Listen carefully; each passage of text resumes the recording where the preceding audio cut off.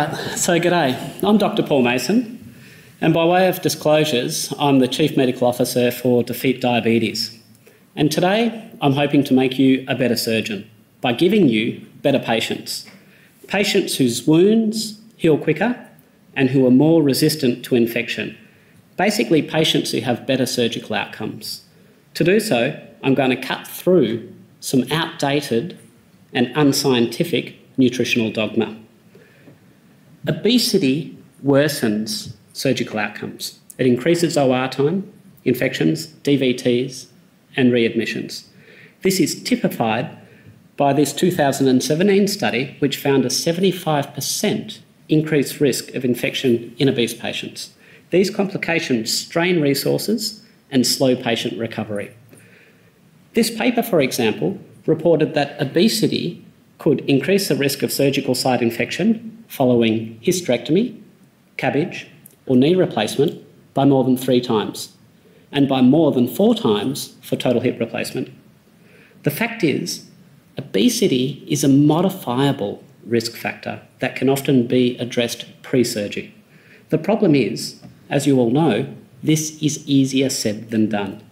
One orthopaedic surgeon I know referred 50 consecutive overweight patients to dietitians, and over a 12-month period, only 2 of them lost any weight. The calories in, calories out model of obesity says we get fat by eating more calories than we burn. This is based on thermodynamics, and it's true, but it's oversimplified. The fact is, calorie-restricted diets usually fail. The calories in, calories out model suggests cutting dietary fat, which is more than twice as calorically dense as carbs and protein, will result in weight loss. The thing is, the calories in, calories out model is a descriptive framework that has no explanatory or predictive value. Calories in, calories out doesn't explain why people overeat or burn less energy, assuming it to be based solely on a lack of willpower. Yet 60% of Australian doctors, a highly motivated cohort accustomed to self-discipline and delayed gratification, are classified as overweight or obese. If obesity were simply a matter of behavioural shortcoming, why is it so common amongst doctors? The calorie in, calories out model ignores hormones that drive obesity, like low thyroid hormone in hypothyroidism or excess cortisol in Cushing's disease. It would be ludicrous to solely attribute weight gain in a patient with one of these conditions to lack of willpower. The most common hormonal driver of obesity, however, is insulin, which promotes fat storage and impairs its metabolism. That insulin drives fat storage is evidenced by this condition, lipohypertrophy. Observe the presence of localised fat masses at the sites of regular insulin injection. One study reported that 49% of all insulin-injecting type 2 diabetics suffered this condition. Accordingly, the commencement of insulin therapy is typically accompanied by weight gain. This paper, for example, reported an average weight gain of 5.1 kilograms during the first year of insulin therapy. Insulin's weight gain effect is so obvious to those who inject it that up to 60% of type 1 diabetics may skip doses to avoid it, a condition known as diabulimia. This 2007 cohort study followed youth for 8 years, stratifying them by their insulin level. Only 2% of those with the lowest insulin levels became obese. Can you guess the incidence in the most insulin-resistant subjects? Try 72%, a 36 times higher risk. So then, let's bring this back to how high carbohydrate diets, typically promoted by dietitians, can contribute to obesity. Dietitians typically preach from the Australian Dietary Guidelines, which endorse high carbohydrate diets. Our current dietary guidelines recommend we obtain 45 to 65% of our energy from carbs. And carbohydrates stimulate the release of insulin, much more than an equivalent amount of fat or protein. And this insulin can be fattening. Adipose tissue is highly vascularized, each adipocyte being in close proximity to the circulation. The two main substrates for adipocytes are glucose and free fatty acids, and these can both arise from high carb diets. First of all, complex carbohydrates are quite literally polymers of glucose molecules, which after digestion find their way into the circulation. Secondly, excess dietary carbohydrate can be directly converted into fatty acids via the process of de novo lipogenesis. This graph is from an overfeeding study where subjects consumed carbohydrate in excess of their actual need. And despite consuming excessive carbohydrates, their rate of glucose metabolism was relatively constant, busting the myth that you can stimulate your metabolism simply by eating regularly or more. Initially, in the first few days, much of this excess carbohydrate was able to be stored in the form of glycogen. But as the glycogen stores filled up, the excess glucose began to get turned into fat. As doctors, you might know this fat by another name, as triglycerides. In actual fact, experimental research shows that feeding carbohydrate increases the saturated fat level in our blood much more than eating the saturated fat itself. So there we have it. Carbohydrates not only stimulate the release of insulin, they also elevate the levels of glucose and fat in the circulation. Let's now take a look at the biochemistry. Let's start by looking at circulating triglycerides. In their complete form, triglycerides are unable to enter the fat cell.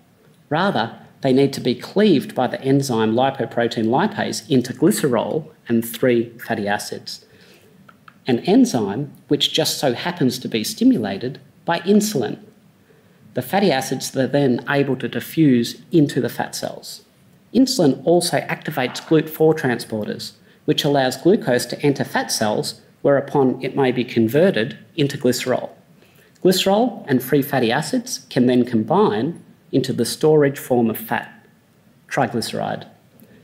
Insulin's not done yet though. Not only does it put triglycerides into fat cells, it also prevents their leaving. To leave the fat cell, the triglyceride molecule must again be cleaved, this time by an enzyme called hormone-sensitive lipase.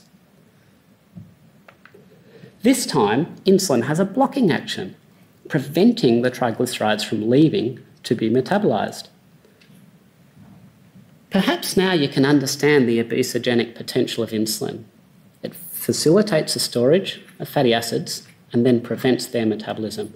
This is why high carbohydrate diets which stimulate the release of insulin reduce energy expenditure.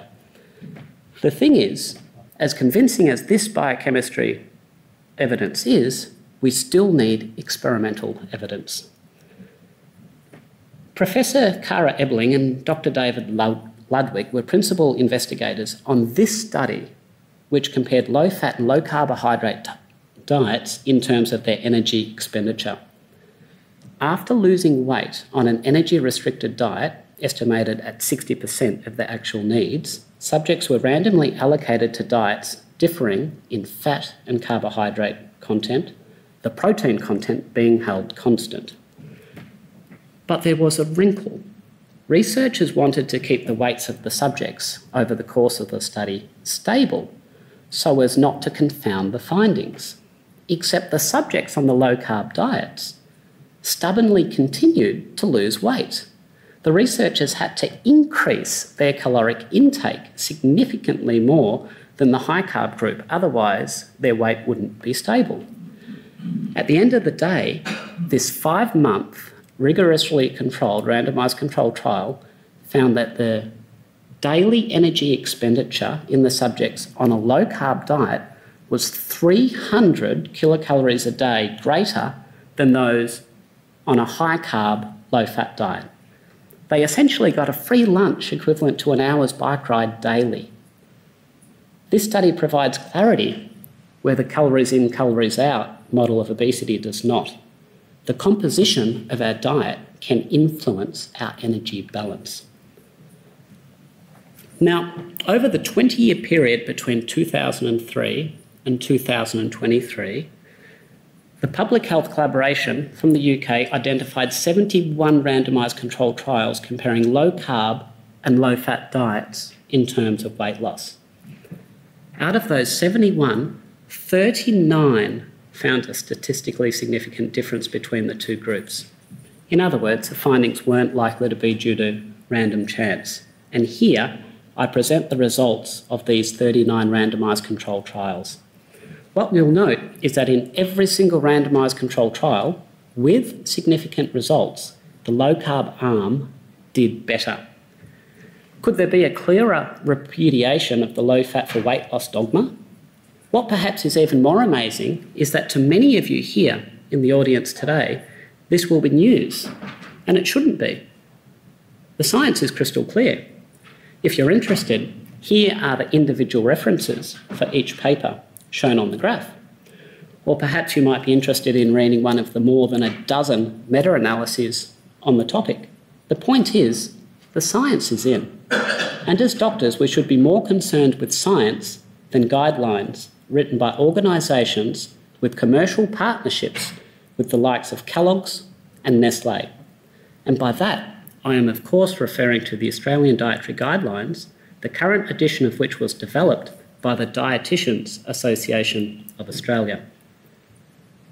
There is also the claim that we need to consume 130 grams of carbohydrates daily to fuel our brain. This was established and widely publicised in this 2002 Institute of Medicine report. It was based on research that's showing that the brain, on average, could metabolise 100 grams of glucose a day. Another 30 grams was added as a fudge factor. The problem is the ability of the brain to use glucose is not the same as the need to metabolise glucose. It's quite possible for the brain to function, as mine is today, on very low carbohydrate diets. Pioneering metabolic researcher George Cahill took 3 subjects who had been fasted for several weeks, meaning they already had very low glucose levels. And then he infused them with 20 units of insulin over a 24-hour period. As you can see, the average glucose levels dropped to less than 1.5 millimoles a litre. One subject even went below 1. And these subjects all remained completely asymptomatic. The reason being obvious when you look at their ketone levels. Ketones simply replace glucose as a source of energy for the brain. There is no obligate need for dietary carbohydrate. Of course, I would caution you about letting your patients adopt a ketogenic diet immediately prior to surgery. The process of keto adaptation takes at least 2 weeks and ideally 4. There is another question regarding fat consumption, especially saturated fat. You may be concerned that while a high-fat diet may help your patients lose weight, it may not be good for their cardiovascular health. The Australian Dietary Guidelines, after all, recommend that we limit our intake of saturated fat. The guidelines claim there is clear evidence that saturated fat increases the risk of cardiovascular disease. This, however, may be one of the biggest lies in nutrition. First of all, saturated fat is not a strong determinant of increased LDL.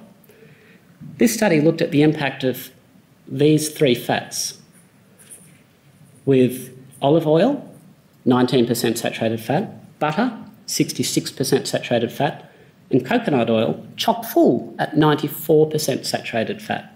Not only did coconut oil containing 94% saturated fat not increase serum LDL, it lowered it by more than even olive oil.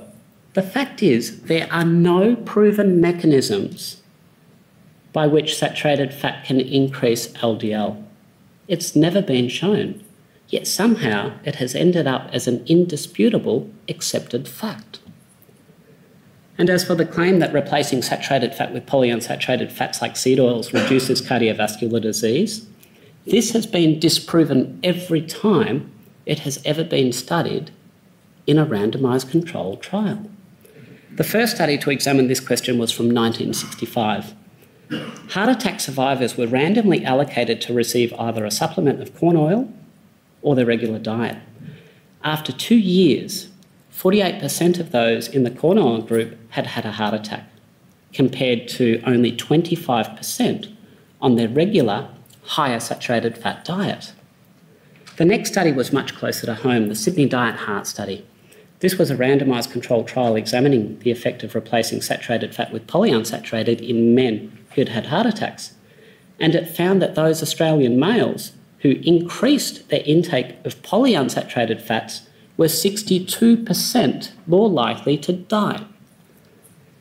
Finishing in the same year, we have the Minnesota coronary experiment. This was a double-blinded, randomised controlled trial on more than 9,000 men and women. And again, subjects who replaced saturated fat with polyunsaturated fats faced an increased risk of death. It's almost getting to the point where one could consider that removing saturated fat from the diet might not be healthy.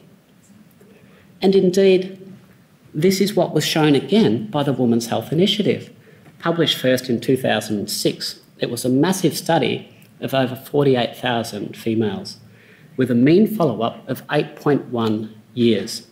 Not incidentally, this was also horribly expensive, about $700 million US, which means we probably don't get a do-over.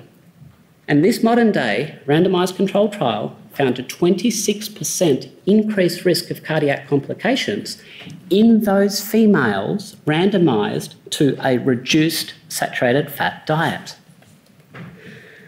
Now, even though you're all well-educated doctors and surgeons, I wouldn't be surprised if this was news to you. The reason being there are suggestions that these findings haven't been effectively disseminated. Take the Sydney Diet Heart Study, for example. It was completed in 1973, but the mortality data wasn't published until some 40 years later, following a chance discovery of the study data in a basement. The Minnesota Coronary Survey also finished in 1973, but it took 16 years for a redacted version of the findings to be published, and it wasn't until 2016 that a more complete version was finally published, again after the study data was discovered in a basement. You couldn't make this up. As for the Women's Health Initiative, the only, and I emphasise, the only statistically significant finding of the whole study just so happened to be omitted from the results table and was never discussed in any press conference. This vague sentence on page 661 of the publication was a single reference to it, the finding being that females with a history of heart disease faced a 26% increased chance of complication like heart attack on a low saturated fat diet. And follow-up of the Women's Health Initiative demonstrates that this risk attributed to the low saturated fat diet continued to increase over time. This paper reporting a 61% increased risk of cardiac complications in this group. Nobody really knows for sure why the findings of these randomised controlled trials were not better disseminated. Dr. Ivan D. France, however, a co-principal investigator on the Minnesota coronary experiment, indicated it may have been due to his difficulty in reconciling the study's findings that polyunsaturated fats increased death rates, which conflicted with his belief in the diet heart hypothesis. When asked about the delay in publishing the study findings, he admitted that, quote, "We were just disappointed in the way it came out," end of quote. Even with the obscuration of the findings of these studies, there never was any good evidence to recommend against dietary saturated fat. This meticulous review published in the British Medical Journal details that even in 1977, before the inception of the first dietary fat guidelines, there were more than 70 randomised controlled trials against this. Which begs the question, why do the current Australian dietary guidelines continue to recommend against saturated fat? By admission, The committee who formulated our current dietary guidelines didn't even look at the association between saturated fat and heart disease, by admission. Still, it didn't stop them making a recommendation to limit dietary saturated fat, which they claimed increased the risk of heart disease. Deeply unscientific. There have now been so many studies performed on saturated fat that not only do we have literally more than a dozen meta-analyses of randomised controlled trials, we have several umbrella reviews which themselves aggregate the findings from systematic reviews and meta-analyses. The most recent of these I could locate from June last year found no evidence that reducing saturated fat afforded any benefit to mortality. So there we have it. High saturated fat, low carb diets can not only help your patients lose weight, they also won't kill you. It's at this point I'd like to caution you with regards to the use of Ozempic and other similar drugs to help your patients lose weight. What I'm about to present is all readily available data from published studies, which makes it somewhat concerning how these drugs are currently being used. One of the trials used for the approval of Ozempic was a drug company-funded trial known as STEP 1. It demonstrated impressive weight loss over 68 weeks with once-weekly injections. The more than 1,300 participants experienced an average weight loss of 16.86 kilograms. As always, however, the devil is in the detail. DEXA body composition scanning was performed on 95 of the STEP 1 subjects. Now, for some reason, changes in bone and muscle weren't actually reported in the paper, but I did find this table in a supplementary appendix, which reveals that 39% of the total weight lost in these subjects came from lean tissue, as in muscle and bone. Evidence of the increased risk of fracture associated with semaglutide is provided by another drug company-funded study, the SELECT study, except not only did this information not make the main article, I couldn't locate it in any of the official supplements either. This information was, however, available through a product information handout via the TGA website. It indicated that the risk of hip fracture for females on semaglutide was increased by 5 times, and for those over the age of 75, by 4 times. I can only surmise that the TGA had access to unpublished data, though more of a big deal hasn't been made about this, I don't know. This double-blinded randomised controlled trial confirms the problem with bone loss associated with Ozempic. Conducted at 2 public hospitals in Denmark, this study found weekly semaglutide injections over 52 weeks resulted in bone mass loss in the spine and hip, as well as thinning of the cortical bone of the tibia. Even more concerningly, however, this study showed that the levels of the bone resorption marker C-terminal telopeptide continued to rise throughout the study. This graph shows that the rate of bone resorption is not stable while on Ozempic, but it accelerates over time. The longer you're on it, the quicker your bone deteriorates, even as your weight loss stalls. For any orthopods out there, this should scare you. How much faith do you have in the bone stock of a patient who's been on long-term Ozempic? Of significance is that TGA approvals for semaglutide do not restrict duration in which it can be used. Wegovy, for example, has approval for chronic weight management, including weight maintenance, implying its use can be indefinite. I suspect it won't be too long before we're dealing with an epidemic of fragility fractures. Of course, one can understand patients' inherent reluctance to cease these drugs after losing weight, the reason being a rapid weight rebound. An extension of the STEP 1 trial found that within 12 months of stopping semaglutide, subjects had regained 2/3 of the weight they'd lost. For many, it's catch-22, obesity or bony fragility. There is, of course, another wrinkle. You'll recall how the original STEP 1 study presented body composition data in their appendix. Well, in the follow-up, there was no such data. We have no evidence that any of the weight that was regained was lean tissue. For all we know, these subjects might have regained all of their fat and then some without gaining back any muscle or bone. Now, I believe the major reason that semaglutide leads to the loss of lean tissues like bone and muscle is simply because it results in diets deficient in nutrients needed to maintain lean mass. It's well known that semaglutide can reduce ad libitum energy intake in the order of about a third, an effect that accounts for the majority of its weight loss effect. Without a concurrent increase in the nutrient density of food consumed, deficient nutrient intake may result. Indeed, the few studies that have looked at dietary composition before and during semaglutide therapy conclude there are no significant shifts in macronutrient composition. Basically, taking semaglutide results in reduced nutrient intake by about 30%. This leads into the next part of my talk, the importance of nutrients for post-surgical recovery. Body tissues are made up of specific nutrients, and each nutrient must be present in the correct proportion for proper tissue formation to occur.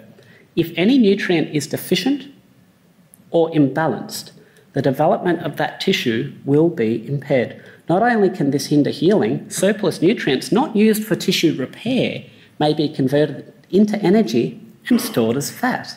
Hence, ensuring complete nutrition is important in surgical patients.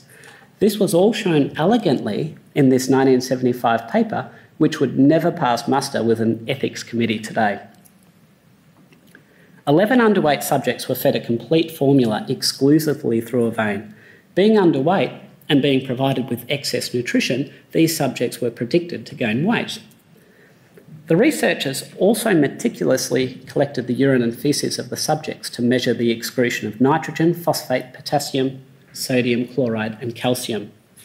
Now, knowing the ratios of each of these within bone, muscle, and fat, the researchers were able to determine how much of each tissue was being formed in each subject.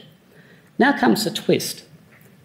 The researchers then selectively removed each of these elements from the infusate. The removal of either nitrogen, phosphate, or potassium completely halted the formation of muscle, completely. Phosphate and sodium elimination completely inhibited bone formation, while removing nitrogen reduced it by 75%, and removing potassium reduced it by about 65%. So then, what about fat? What does the elimination of these four elements do to fat formation?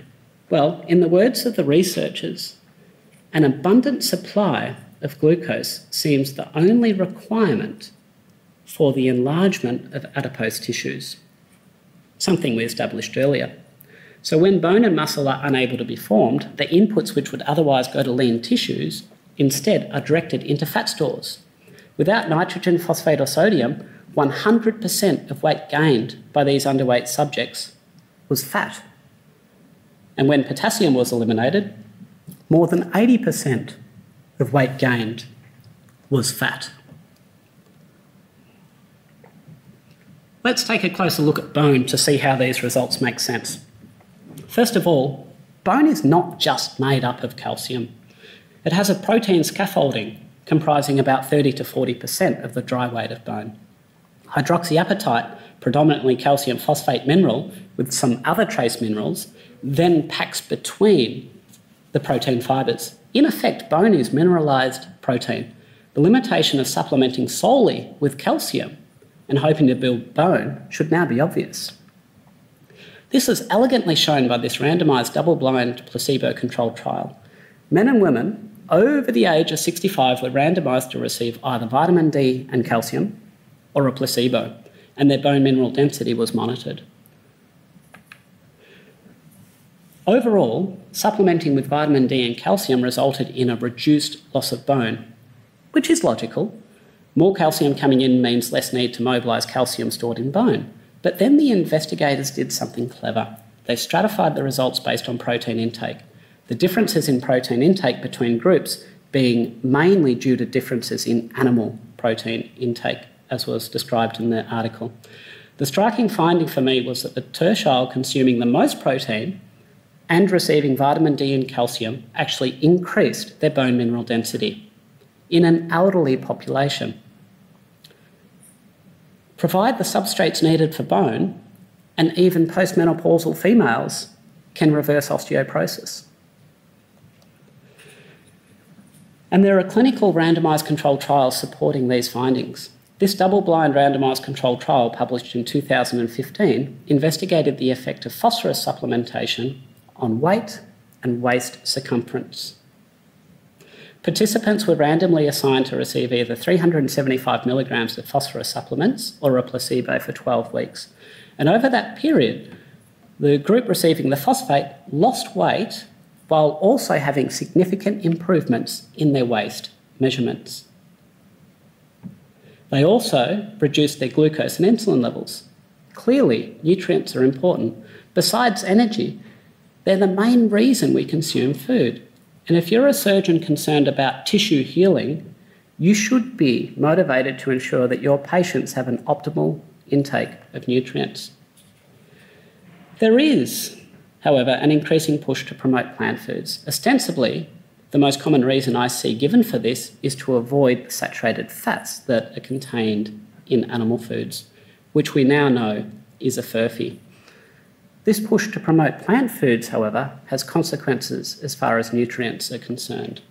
Grass-fed steak, for example, contains vitamins D, B12, K2, A, EPA and DHA, omega-3 fats, creatine, carnosine, carnitine, choline, heme iron, taurine, and zinc.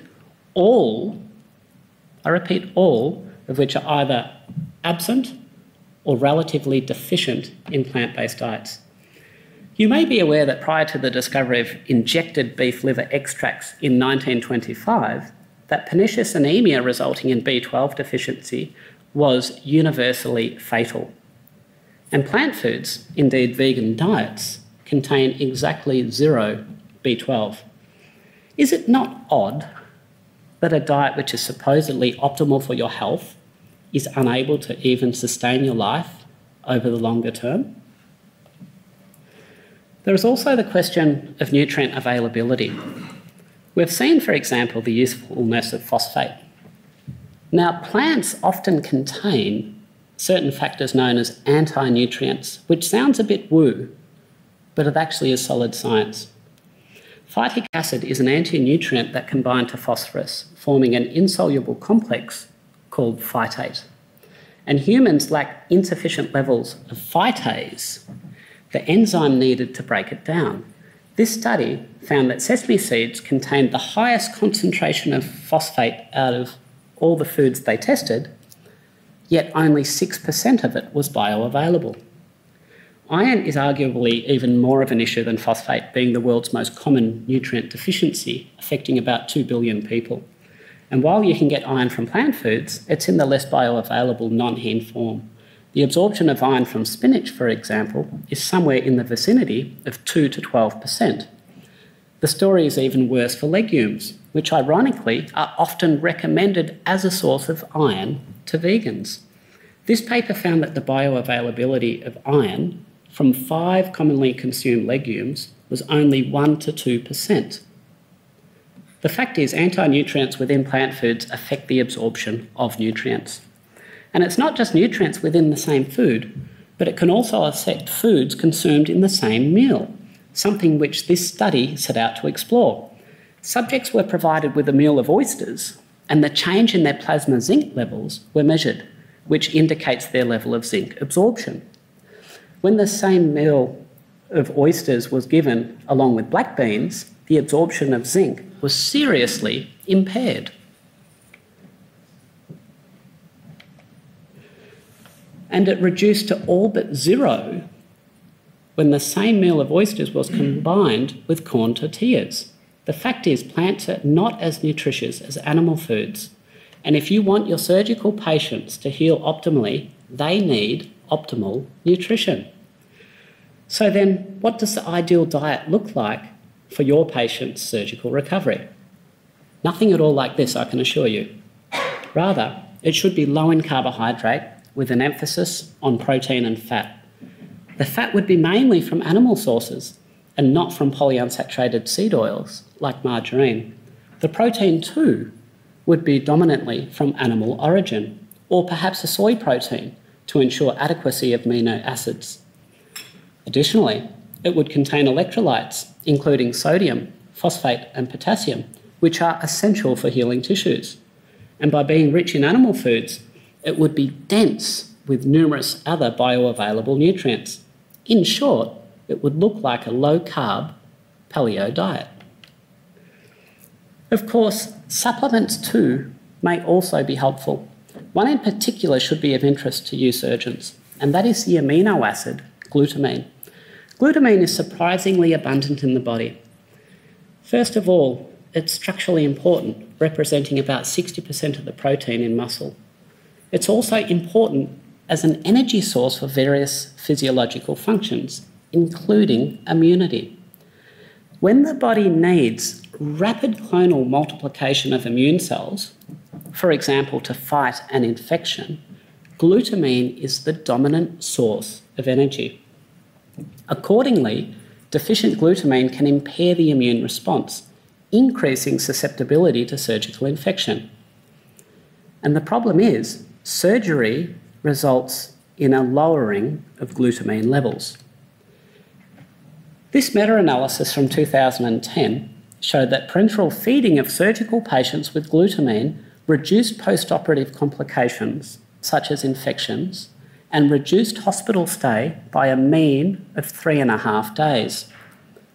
This was from 22 randomised controlled trials of over 1,600 subjects.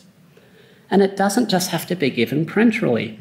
This 2015 meta-analysis of critically ill patients found that oral glutamine reduced hospital stay by a mean of 4.73 days. Something for you to consider. In closing, please remember dietary guidelines are just that, not rules. In fact, the Australian dietary guidelines ostensibly don't even apply to the sick population, just to the healthy population. As doctors, we should follow the science. Low-carb diets high in saturated fat are healthy, and they're a good way to lose weight. Semaglutide may help you lose weight, but at a cost. Nutrients do matter. Nutrient deficiencies can slow healing and contribute to fat gain. And finally, plants and animals are not equal. Thank you for listening.